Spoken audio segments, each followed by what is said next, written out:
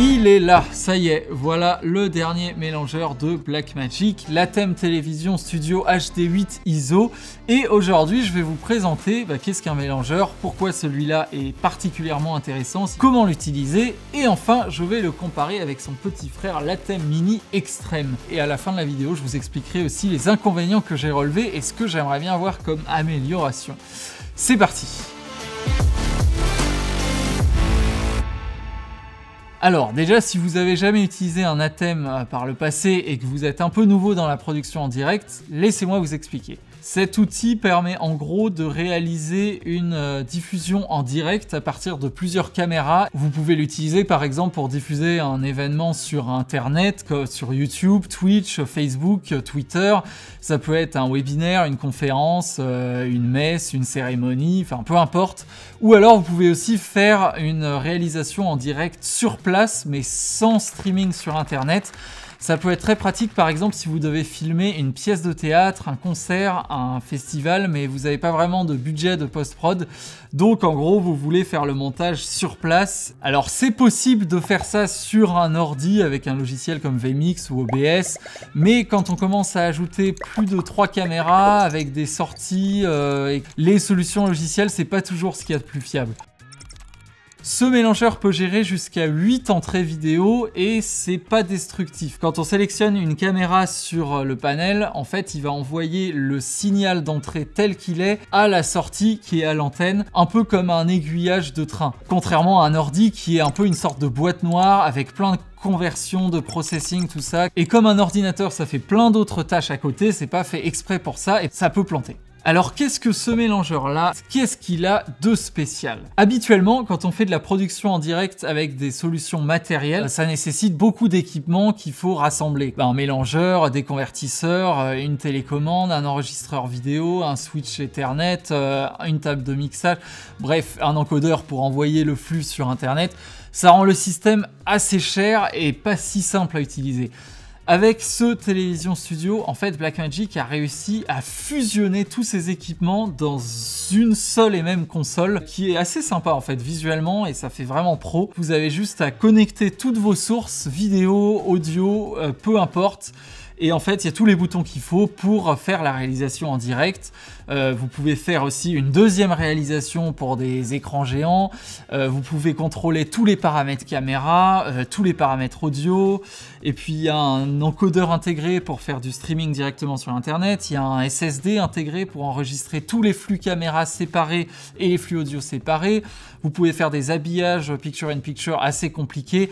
Bref, il y a tout ce dont la plupart des utilisateurs ont besoin pour faire un direct en un seul et même produit compact. Enfin compact, bon ça pèse quand même 7 kg et pour info, voilà ce que ça ressemble à côté d'un MacBook Pro 13 pouces. En tout cas, c'est parti, maintenant on va voir concrètement comment ça marche et comment on utilise un mélangeur comme ça. Première étape, on va alimenter le mélangeur, donc tout comme les autres mélangeurs Blackmagic, il n'y a pas de bouton on off, donc on le branche, et là, il va s'allumer en quelques secondes. Voilà, là, ça y est, il est complètement allumé, et pour l'éteindre, et en fait, voilà, il y a juste à tirer. Alors, on n'est pas obligé de l'alimenter avec le 220 volts, en fait, il y a une autre prise 12 volts, si vous voulez l'alimenter sur batterie XLR 4 broches. Ça peut aussi être pas mal en cas de deuxième alimentation de backup. Étape 2, on va connecter un moniteur ou une télévision à l'arrière du mélangeur dans la prise Multiview. Donc il y a une prise SDI et une prise HDMI. Donc troisième étape, on va connecter toutes nos sources vidéo dans les différentes entrées du mélangeur. Une caméra, un ordinateur portable, un drone. Ce mélangeur gère par contre que les entrées et sorties SDI. Donc si vous avez une caméra HDMI ou un ordinateur portable, il faut utiliser un convertisseur. Faites attention à bien envoyer des vidéos en HD parce que le mélangeur ne gère pas les signaux 4K. Vous pouvez aussi brancher une source audio, donc par exemple la sortie console du régisseur d'une salle de spectacle par exemple. Pour mon tournage, là j'ai 4 sources vidéo. J'ai une caméra devant que vous voyez ici, une caméra en haut, une caméra de côté et une quatrième source qui est un Mac, parce que je vais vous montrer un peu plus tard des trucs. Donc j'ai 4 sources. Sur le moniteur multiview, vous devriez voir un truc qui ressemble à ça. Donc en fait vous avez toutes les sources vidéo sur la partie basse de l'écran, sur la partie inférieure, et tout en haut à droite, vous avez ce qu'on appelle le programme. Donc c'est en fait la vidéo qui est envoyée à tous les téléspectateurs et à toutes les sorties du mélangeur, toutes les sorties SDI. Donc c'est vraiment ce que les gens vont voir. Donc en fait, comment ça marche? On sélectionne avec les boutons rouges tout simplement la caméra qu'on veut envoyer à l'antenne. Voilà, alors s'il y a beaucoup de monde qui regarde le live, ça peut faire un peu peur de se dire j'appuie sur le bouton et j'espère que c'est la bonne. Donc généralement ce qui se passe, c'est que on va, plutôt que choisir directement la caméra sur cette rangée, on va la choisir sur la rangée d'en bas. Et en fait, comme vous pouvez voir, quand je change les boutons sur la rangée d'en bas, ça va changer la fenêtre de gauche qui s'appelle la fenêtre Preview, où là, en fait, on prépare son plan. Par exemple, le prochain plan, donc il n'est pas encore à l'antenne, je me prépare. Et quand je suis prêt, eh ben, j'appuie sur le bouton Cut. Et là, paf, ça passe à l'antenne. Et donc je choisis après le plan d'après avec les boutons verts. Donc par exemple, je veux le plan de côté qui va passer dans 2 secondes, 1 seconde et cut. Voilà, ça permet de l'envoyer et de vérifier le plan avant plutôt que l'envoyer direct. Vous pouvez aussi faire une transition entre les 2 plans. Donc plutôt que faire un cut basique, en fait, vous pouvez choisir une transition ici. Bon, ici c'est la transition fondue par défaut. Et là, j'actionne ce qu'on appelle la T-bar qui va faire une transition assez douce, comme vous pouvez le voir. On a d'autres types de transitions, hein, comme ça, comme ça. On peut passer par une couleur aussi. On a des trucs un peu comme ça, voilà, avec des patterns. On peut choisir sur le petit moniteur le type de transition qu'on veut. La T-bar, c'est pas mal. J'aimerais bien savoir le nom français si quelqu'un l'a en commentaire. La T-bar, c'est vraiment pratique parce qu'on peut vraiment maîtriser le fondu à la perfection. Voilà, si vous avez jamais utilisé de mélangeur ou d'ATEM, bah c'est la partie la plus importante du système. Étape numéro 4, on va régler le standard du mélangeur, donc à savoir la fréquence d'image et la résolution. Donc pour ce faire, vous allez vous appuyez sur le bouton Settings et après avec la petite flèche on avance et voilà, standard vidéo du mélangeur. Donc là on peut choisir à la fois la résolution 720p, 1080p et la fréquence d'image. Donc on choisit, on appuie sur configurer le standard vidéo. Et c'est bon, on avance avec la flèche et on peut aussi régler le standard du multiview. Alors il faut savoir que l'ATEM va automatiquement convertir toutes les entrées vers ce standard. Donc si vous avez des caméras qui ne sont pas au standard, c'est pas grave. Mais c'est quand même une bonne habitude de faire en sorte que les caméras ont de base la bonne fréquence d'image. Parce que quand il convertit du 30 images secondes vers du 25, ça peut faire des conversions un peu bizarres avec des lags. Donc si vous pouvez, c'est quand même mieux d'avoir la bonne fréquence d'image de base dans la caméra. Après, si on avance, on a d'autres paramètres comme la luminosité des boutons, de l'écran, voilà, bref, pas mal de trucs, le timecode. Étape 5, connecter toutes les sorties vidéo dont vous allez avoir besoin. Donc la sortie streaming, elle sort en Ethernet en réseau. La sortie d'enregistrement, elle peut soit être faite en interne sur le SSD ou être enregistrée sur un disque dur externe branché en USB.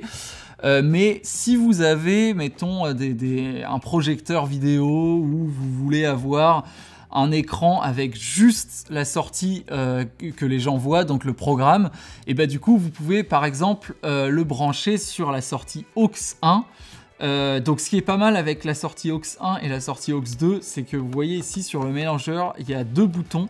Le bouton AUX 1, où par exemple je peux lui envoyer n'importe quelle entrée. Donc sur la sortie AUX 1, je lui dis caméra 1, caméra 2, caméra 3, caméra 4, multiview.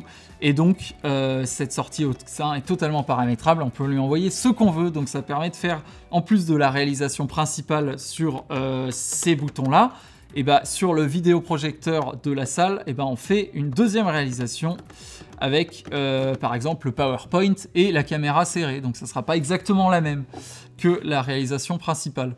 On peut aussi mettre un moniteur pour la personne qui gère les lumières pour qu'elle puisse voir la scène avec soit la scène large, soit un multiview avec un peu toutes les caméras. Donc ces 2 sorties, c'est vraiment très pratique. Étape 6, démarrer l'enregistrement. Alors pour ça, rien de plus simple, on appuie juste sur le bouton Rec ici, et c'est bon, bah ça enregistre, et du coup là, ça enregistre directement dans le SSD de 2 Tera intégré, et voilà, vous pouvez complètement produire un montage en direct d'un concert, d'un spectacle, d'une conférence, peu importe, et ça l'enregistre en interne. Si vous voulez accéder à l'enregistrement, donc là je vais l'arrêter, si vous voulez accéder à l'enregistrement, il suffit de connecter le mélangeur à un réseau, donc ça peut être par exemple un réseau local. Il faut que les adresses IP soient dans le même sous-réseau que votre ordinateur, soit vous le connectez à un routeur. C'est généralement ce que je fais, ça veut dire que par exemple, moi, je connecte à ce petit routeur, c'est la marque GLInet, c'est vraiment des routeurs rapides, pas mal, fiables, efficaces. Du coup, là, j'ai juste connecté l'ATEM à ce routeur avec un câble Ethernet. Et puis, l'ordinateur, le MacBook ici, est connecté à ce routeur en Wi-Fi. Et pour accéder à l'enregistrement, du coup, j'ai juste à aller dans le réseau sur le Mac. Et puis voilà, ça apparaît, l'ATEM Television Studio est là, et du coup je double-clique et j'ai accès à tous les enregistrements comme ça. Si en plus d'enregistrer, vous voulez aussi faire une diffusion live en streaming, alors c'est là qu'il va falloir connecter un ordi pour régler des paramètres supplémentaires. Donc ça m'amène à l'étape numéro 7, vous connectez votre mélangeur ATEM au même réseau que votre ordinateur portable. Donc comme je vous disais, moi je passe par un routeur, donc l'ATEM est relié au routeur en Ethernet et l'ordinateur est connecté au routeur en Wi-Fi, et si je veux, je peux dans la prise WAN amener la connexion internet du lieu ou la connexion d'un modem 4G, peu importe. Une autre manière de connecter le switcher à l'ordinateur, c'est de le connecter en USB. L'étape 8 consiste à donner à l'ATEM le lien qui s'appelle le lien RTMP. Pour ça, il faut télécharger le logiciel ATEM Software de Blackmagic. Donc vous le téléchargez de leur site, vous l'installez. Donc là, vous lancez le logiciel ATEM Software, il va détecter automatiquement l'ATEM et puis vous pouvez accéder aux paramètres. Sinon, si vous ne faites pas cette méthode, vous pouvez connecter l'ordinateur en USB directement à l'arrière de l'ATEM et puis vous accéderez aussi aux paramètres de cette manière. Ensuite, dans l'onglet Output, c'est là qu'on va copier-coller la clé RTMP que l'on obtient de l'interface YouTube, Twitch ou n'importe laquelle. Une fois que ces paramètres sont renseignés, quand on appuie sur le bouton On Air, et bah bon là ça clignote parce que je ne l'ai pas relié, mais normalement ça fait un rouge constant et puis on voit le flux apparaître dans le tableau de bord YouTube. Si vous diffusez sur Zoom, Teams, WebEx ou des plateformes comme ça, c'est un peu différent. Vous pouvez aussi connecter la sortie USB à l'ordinateur. Et puis là, en fait, vous pouvez sélectionner votre ATEM comme si c'était une webcam. Étape 9, paramétrage de l'écran multiview. Donc pendant qu'on est dans les réglages, tout ça, on va en profiter pour régler un peu le multiview, pour définir qu'est-ce qui va s'afficher où, quels sont les noms des caméras, tout ça. Donc pour ce faire, dans l'ATEM Software, vous allez sur la petite icône ici en bas à gauche, et là, vous pouvez gérer quelle caméra va où sur le multiview. Donc par exemple, on peut aussi éclater la vue en une grosse caméra ou 4 petites fenêtres ici, ou une grosse fenêtre. Ici, j'ai choisi plutôt de mettre aperçu, programme, voilà, et en bas, toutes les sources. Mais par exemple, en bas, je peux mettre plein de fois la caméra 1.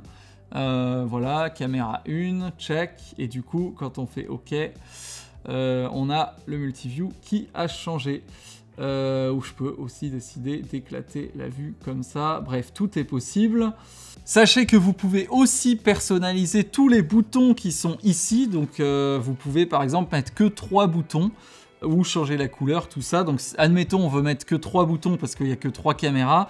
On va aller dans donc Settings ici, on appuie sur Settings, on va sur Ma page bouton, on sélectionne, on va garder les 3 premiers boutons, donc on va sélectionner par exemple le bouton numéro 4 ici. Avec la deuxième molette, on va lui dire, on va aller tout au bout pour sélectionner aucune entrée. Pareil pour le bouton numéro 5, donc aucune entrée. Le bouton numéro 6, donc vous voyez au fur et à mesure que je le fais que ça part. Le bouton numéro 7, on va lui dire aucune entrée. Et le bouton numéro 8, on va lui dire aucune entrée aussi. Et donc là, on a gardé les 3 caméras ici. Et si je reviens par exemple sur le bouton numéro 1, et ben, je vais pouvoir lui dire, donc c'est le bouton là, je vais pouvoir lui mettre une couleur violette, voilà, ou je vais pouvoir mettre une couleur bleue aussi. Voilà, et du coup, ça permet de complètement personnaliser quel bouton fait quelle caméra. On peut personnaliser comme on veut. Étape 10, ajoutez vos médias. Alors, si vous avez des JPEG ou des PNG plein écran que vous voulez mettre ou qui ont de la transparence, vous pouvez les glisser dans la galerie de l'Atem. Et puis, donc, l'Atem peut stocker jusqu'à 20 médias. Une fois qu'ils ont tous été importés, en fait, vous avez juste à les glisser vers ce qu'on appelle un media pool. Alors, en français, c'est un lecteur multimédia, pardon. Il y a 2 lecteurs multimédia dans l'Atem. Ça se comporte comme une source vidéo. Donc, vous avez caméra 1, caméra 2, caméra 3 et vous avez lecteur multimédia 1, 2. Et tout comme les autres sources vidéo, vous pouvez leur assigner une position sur l'écran multiview. Donc, vous pouvez les mettre où vous voulez sur multiview et vous pouvez aussi paramétrer n'importe quel bouton pour que quand on appuie dessus, il active le lecteur multimédia 1 ou 2, donc c'est comme n'importe quelle source et ça vous permet d'avoir tout simplement une image fixe en plein écran à tout moment. En fait, vous pouvez même envoyer les médias directement depuis Photoshop vers l'Atem avec un petit plugin qui s'installe quand on installe Atem Software Control. Donc si vous avez Photoshop, vous faites fichier, exporter vers Atem et en fait, c'est très pratique quand on a un logo par exemple qu'on veut positionner, repositionner un peu à la volée. Puis après, vous allez dans les paramètres de ce qu'on appelle les Downstream Keyers, donc les DSK. Et là, l'incrustation, vous cliquez dans les paramètres, vous choisissez le lecteur multimédia qui contient votre logo.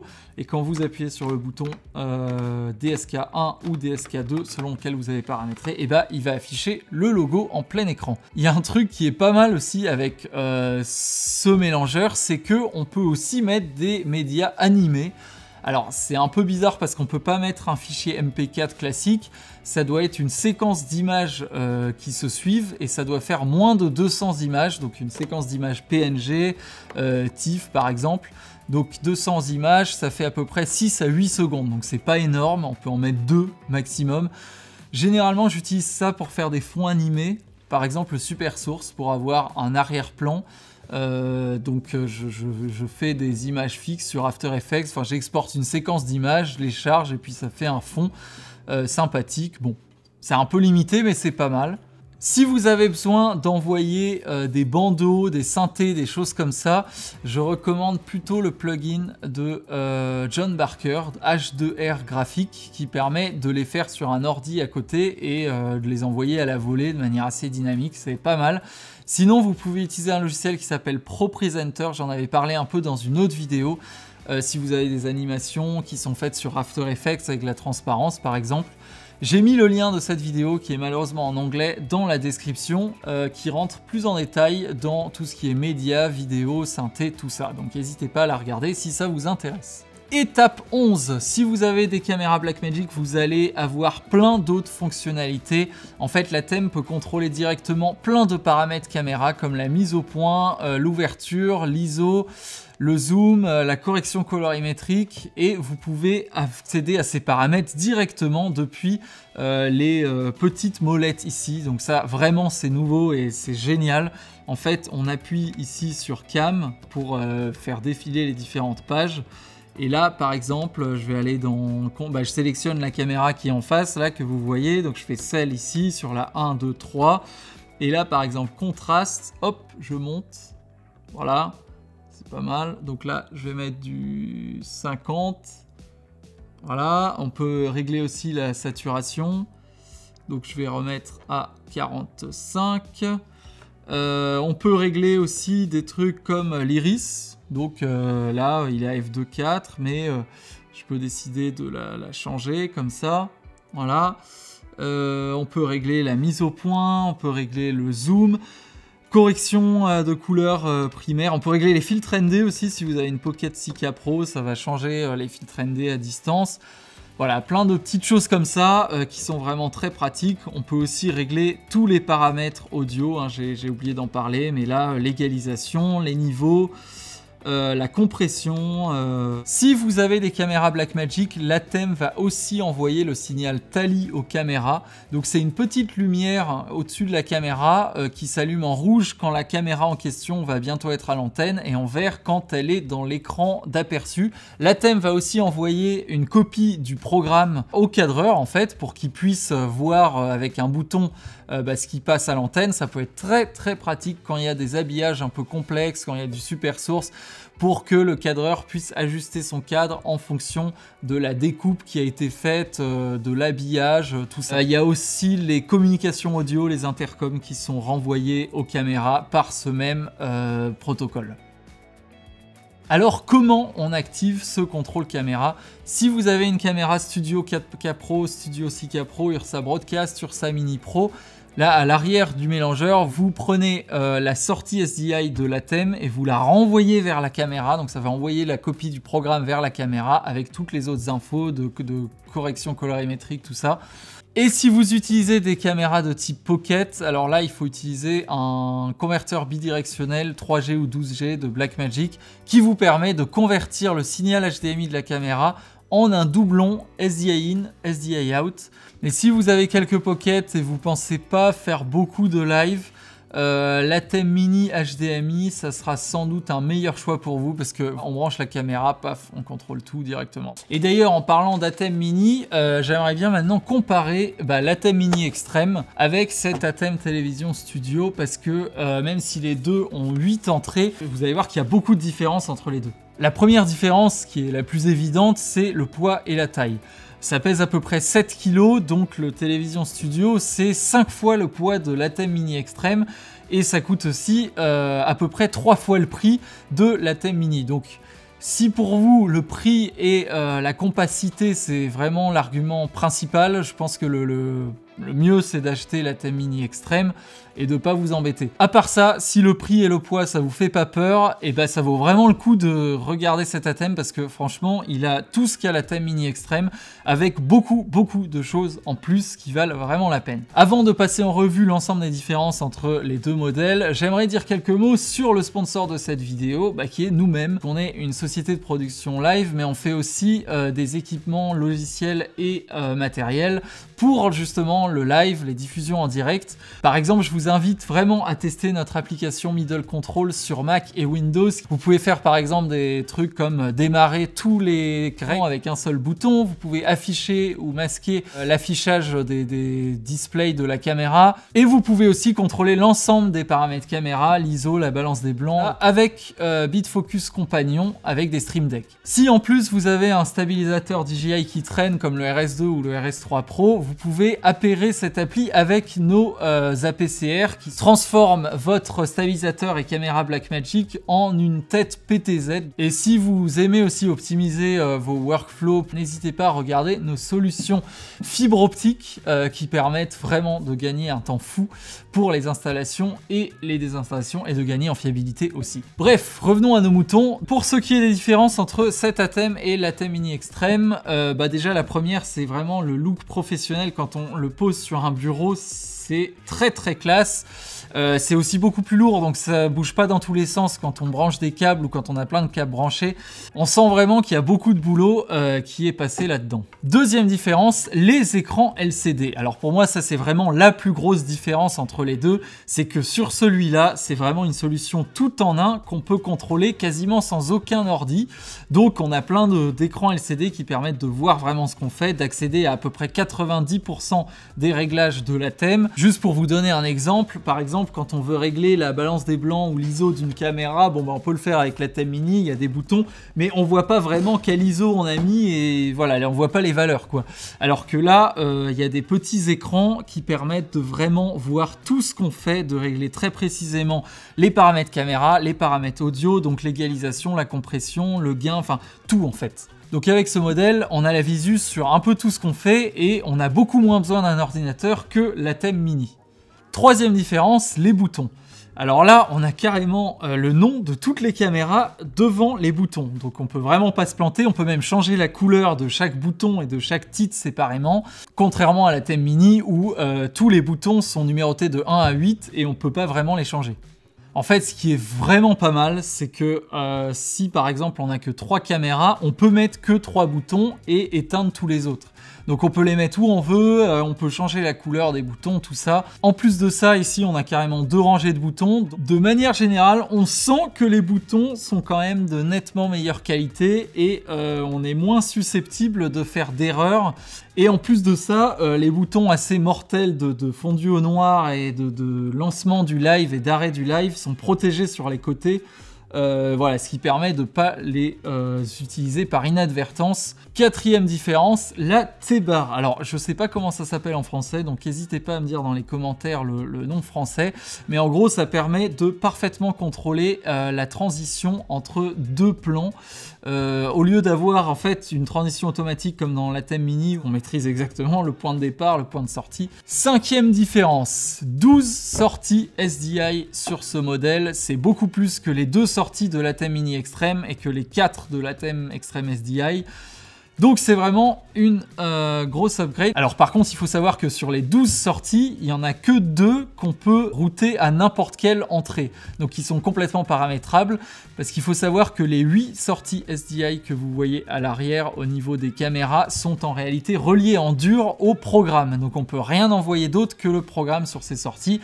Et pareil, le multiview est relié directement au multiview, donc on peut pas le changer. Et pour les 2 sorties SDI qu'on peut paramétrer, on a des boutons sur le mélangeur qui, pour chaque sortie SDI, nous permettent de sélectionner quelle entrée va dans quelle sortie. Donc ça, c'est super pratique. Par exemple, si vous avez un vidéoprojecteur à côté et que vous devez faire une réalisation qui n'est pas la même que le live YouTube. Différence numéro 6, l'enregistrement interne sur SSD. L'enregistrement est stocké en interne sur un SSD de type M.2 de 2 Tera pour ce modèle, auquel on peut accéder via le réseau. La version ISO du mélangeur que j'ai ici permet aussi d'enregistrer tous les flux caméra et il va carrément créer un fichier DaVinci Resolve avec tous les cuts qu'on a fait en direct. Ce que je trouve complètement dingue dans cette version, c'est qu'on peut synchroniser le SSD interne avec Google Drive ou Dropbox. Différence numéro 7, le contrôle de l'audio. Alors j'ai déjà mentionné le fait qu'on pouvait contrôler tous les niveaux, la compression, l'égalisation, tout ça directement avec les petites molettes sur le panel, ce qui est vraiment très très pratique. Mais c'est pas la seule chose qu'on peut faire. Avec ce mélangeur, vous pouvez router n'importe quelle des entrées audio sur n'importe quel des 16 canaux audio de la sortie SDI programme. Ça veut dire que si vous avez un PowerPoint, une entrée avec Zoom, des caméras avec les bruits du public, et vous pouvez en fait avoir un multipiste que vous exportez en SDI. Donc après, avec un convertisseur SDI vers XLR, vous pouvez donner à un ingénieur son 16 pistes audio qui étaient à la base numérique. Je pense que c'est une très grosse différence par rapport à ce qu'on avait avant. Ça vous donne aussi un fichier vidéo qui, quand vous l'importez dans Resolve, va afficher les 16 pistes audio séparées directement en un clic. Donc c'est vraiment pas mal. Différence numéro 8, 3 sorties casque plus ou moins, enfin 3 sorties de monitoring audio qui sont séparées et qu'on peut régler individuellement. Donc ça, je trouve que c'est vraiment pas mal. On a d'abord la sortie casque traditionnelle, voilà, avec le casque du réalisateur. Alors ce n'est pas une prise jack traditionnelle parce que c'est une prise XLR 5 broches. Donc il peut être utilisé par exemple avec ce casque Bose à réduction de bruit active avec microphone, tout ça. Donc ça transmet aussi le signal du microphone du réalisateur. Ça serait pas mal que Blackmagic fasse un adaptateur parce que ça permettrait d'utiliser du mini jack aussi, c'est quand même ce qui est de plus répandu. Ensuite, vous avez une sortie qui s'appelle Control et une sortie qui s'appelle Studio. Vous pouvez avoir par exemple un casque audio mais aussi des enceintes et une deuxième personne avec un autre casque. Et il faut savoir que pour chacune de ces 3 sorties stéréo, on peut régler le niveau de la captation et le niveau des différents cadreurs plus le niveau du réalisateur. Donc on a un mix séparé pour chacune des 3 sorties monitoring. Neuvième différence, le MADI entrée-sortie. Alors le MADI, c'est un protocole qui permet d'ajouter jusqu'à 64 entrées et sorties d'audio dans l'ATEM. Donc c'est un peu moins connu que le Dante, mais au moins ça permet d'ajouter des entrées et sorties audio à l'ATEM et ça le transforme du coup en console audio pas trop mal. Blackmagic a aussi sorti un convertisseur ATEM Microphone Converter, je crois, qui permet d'ajouter 4 entrées XLR, donc en MADI, ce qui permet voilà, d'ajouter des sources audio dans l'ATEM. Différence numéro 10, la transmission de caméra par Internet. Sur chacune des 8 entrées, on peut soit utiliser l'entrée SDI qui est intégrée dans le mélangeur, soit envoyer le flux d'une caméra par Internet en fait. Du coup, cette caméra-là, on peut la contrôler à distance, on peut envoyer le tally et on peut recevoir son signal à travers le réseau. Donc ça, c'est un truc qui est un peu spécifique à cet ATEM et ça ouvre, je pense, pas mal de possibilités. Donc je ne l'ai pas encore testé, mais c'est assez prometteur. Différence numéro 11, le talkback. Alors je sais pas comment ça s'appelle en français, mais il y a une prise à l'arrière qui ressemble à une prise Ethernet, mais en réalité c'est pas vraiment de l'Ethernet. Ça permet d'exporter toute la communication, l'intercom, donc la communication du réal, des cadreurs, tout ça, vers un autre système.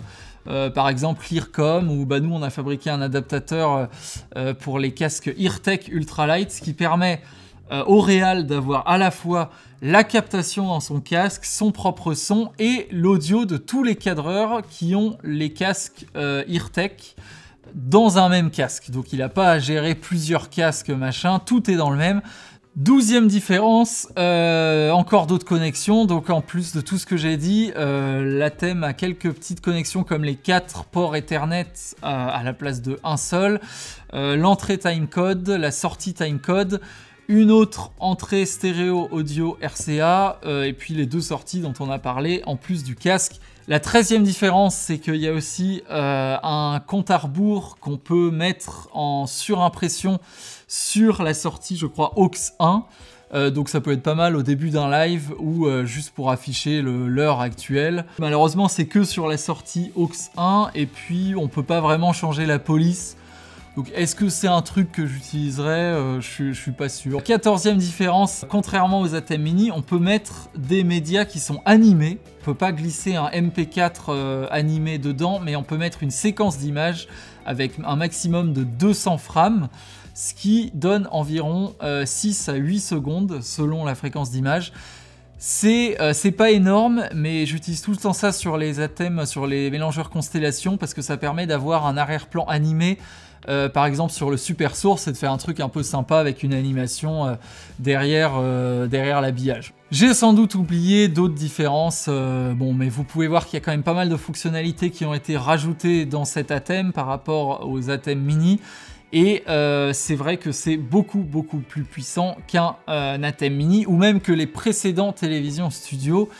Donc c'est plus qu'une petite mise à jour. Cela étant dit, même si tout ça c'est merveilleux, j'ai quand même trouvé quelque chose à redire et des points un peu plus négatifs que je voudrais partager avec vous maintenant. Le premier point qui pour moi est le plus important, c'est que on n'a pas un contrôle total de l'ATEM avec les écrans LCD et les boutons ici.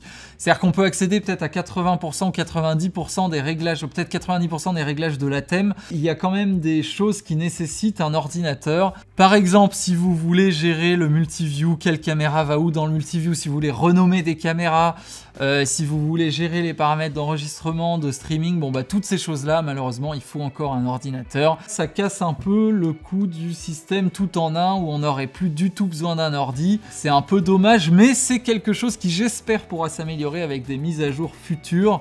Parce que vraiment l'écran principal là je trouve qu'il est sous-utilisé. Il pourrait être utilisé pour des trucs comme afficher les paramètres des caméras Blackmagic, mais par exemple le format d'enregistrement, la framerate, tout ça.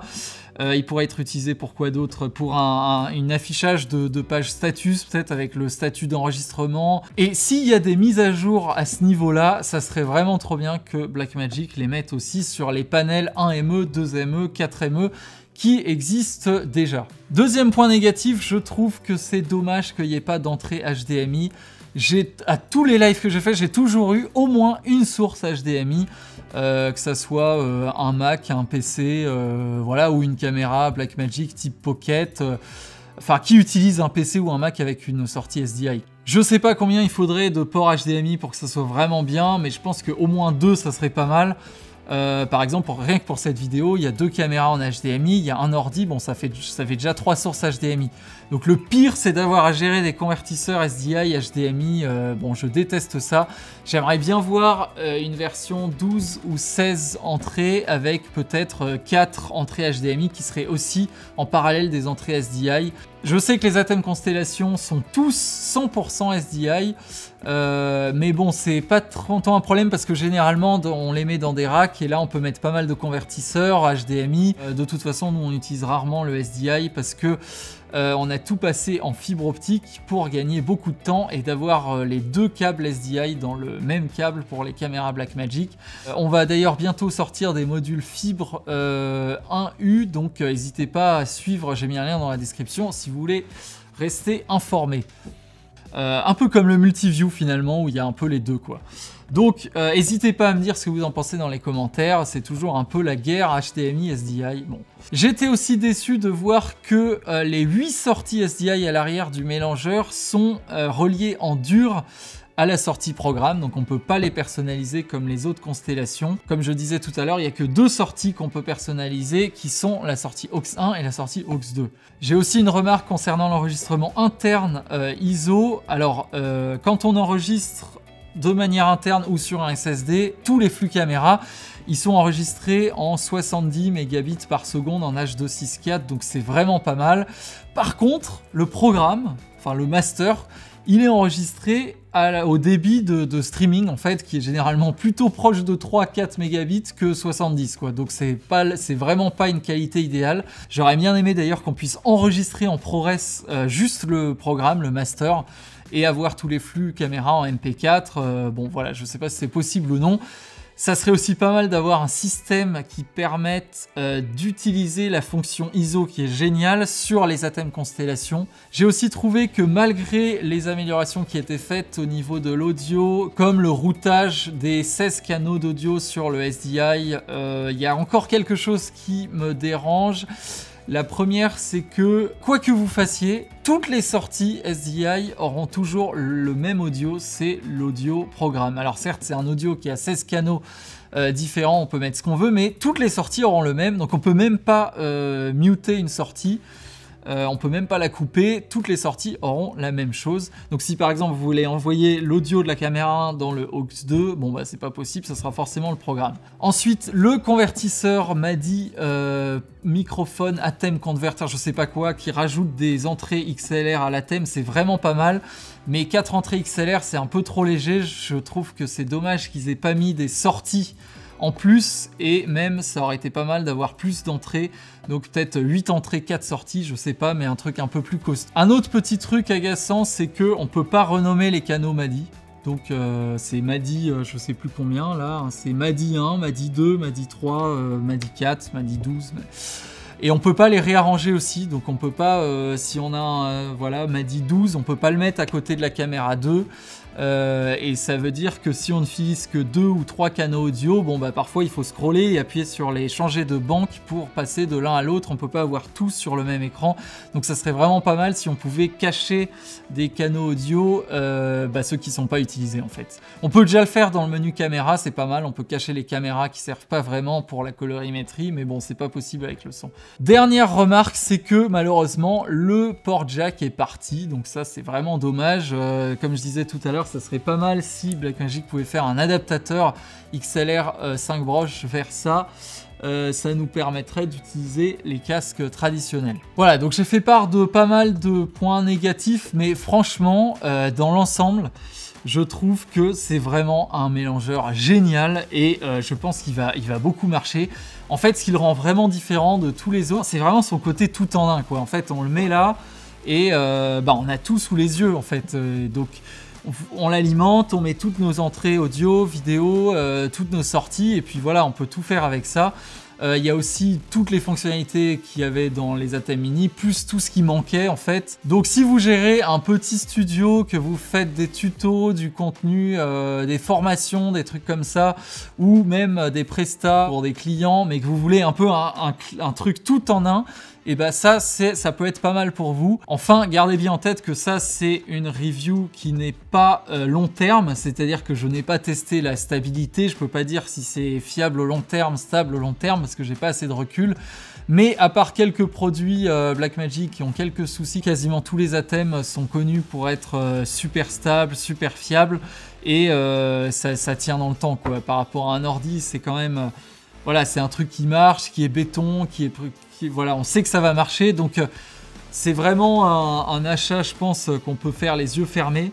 Et d'ailleurs, je suis claqué, donc voilà. C'est tout pour aujourd'hui, merci beaucoup d'avoir regardé la vidéo, et comme j'ai dit dans l'intro, cette review n'était absolument pas sponsorisée par Blackmagic, puisque on a vraiment acheté le mélangeur, donc j'ai juste donné mon opinion. N'hésitez pas à partager vos remarques dans les commentaires, et puis à très bientôt.